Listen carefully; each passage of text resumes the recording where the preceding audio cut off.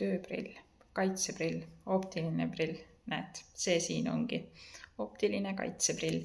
Näed, videosse näeb peale. Näed, siin on täiesti märgistused peal, mis lubavad töökeskkonda minna, kui on kaitseprilli nõue, märgistus on siin näiteks peal ja see konkreetne mudel on mitmevaateline. Klient näeb sellega kaugele ja ka lähedale ja õues muudab see värvi. Ma näitan kohe.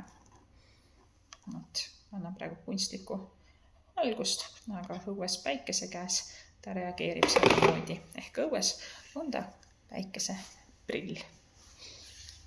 Ja oled veidi aega siseruumis, muutub ta heledaks. Nii et asendamatu tööl.